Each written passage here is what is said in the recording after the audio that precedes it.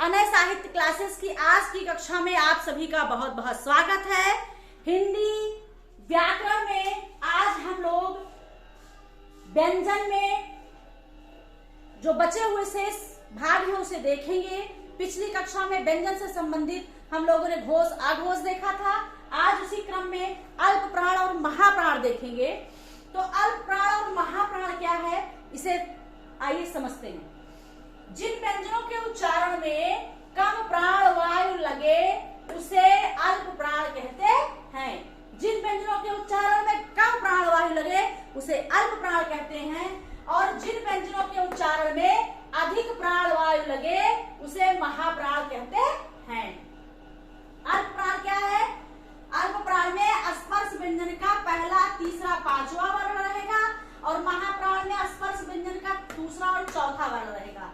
तो का वर्ग में का, गा, अंगा ये अल्प प्राण होंगे, खा, घा जो है महाप्राण होगा।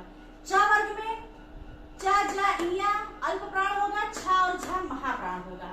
टा वर्ग में टा, डा, अड़ा अल्प प्राण होगा, ठा और ढा महाप्राण होगा।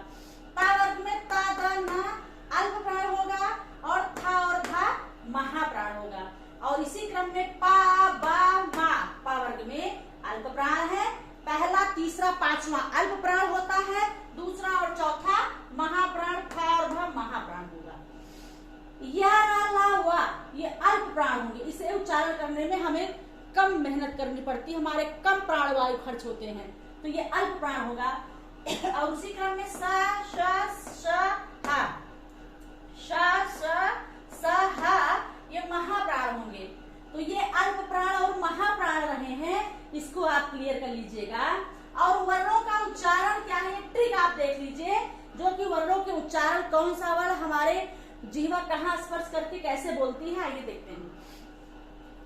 अका विसर्जनीय कंठ, आ, का, हा और विसर्ग ये कंठ से बोले जाते हैं। इचु यसा नाम तालु, ई, च, या, श ये और तालु से बोले जाते हैं। री, टा वर्ग, र, श मूर्धा से बोले जाते हैं। री, ता वर्ग, ल, स दंत से बोले जाते हैं।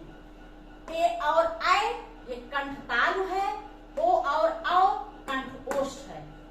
ये हमारे स्वर है। ए आय कंठ तालु, ओ औ कंठोष्ठ, व दंतोष्ठ है। मोस्ट इंपॉर्टेंट वा को चयन बोर्ड में पूछा गया है कि वा का उच्चारण स्थान दंत्योष्ठ, ठीक है। तो ये है हमारे स्वरों से संबंधित कुछ जानकारियां। आइए कुछ प्रश्न है, इसे हम सॉल्व करते हैं, ठीक है।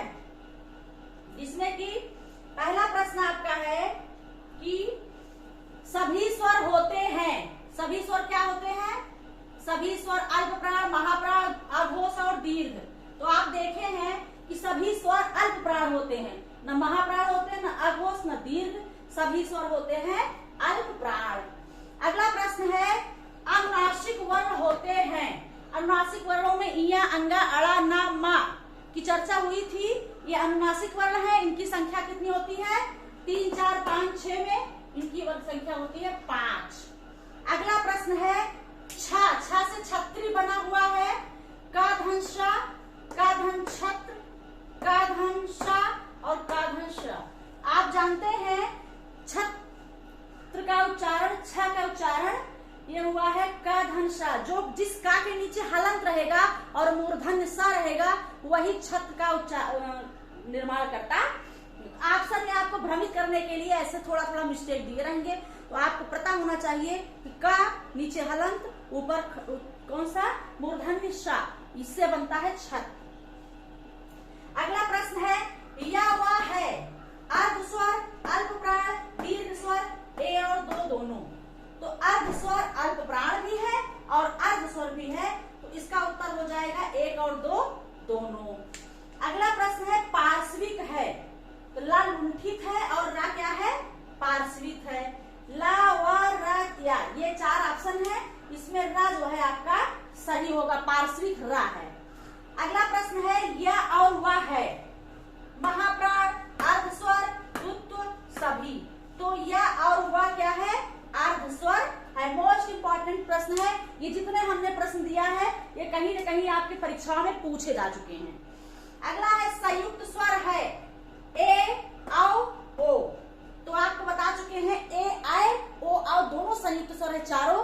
तो यहाँ पर आपका जो ऑप्शन है, यहाँ पर सभी ऑप्शन सही होगा। अगला प्रश्न है भाषा की सबसे छोटी इकाई। तो भाषा की सबसे छोटी इकाई ध्वनि, शब्द, वर्ण और पद। तो भाषा की सबसे छोटी इकाई होती है ध्वनि। ठीक है। अगला प्रश्न है स्पर्श व्यंजन का दूसरा और चौथा वर्ण। अल्पप्राण, अघोष, महाप्राण, घोष। स्पर्श व्यंजन का दूसरा और चौथा वर्ण जो है ये हमेशा बताया गया है ये महाप्राण होता है। ये आपके कुछ प्रश्न रहे हैं और ये अल्पप्राण और महाप्राण से संबंधित जानकारियां रही है। तो आज की कक्षा में बस इतना ही।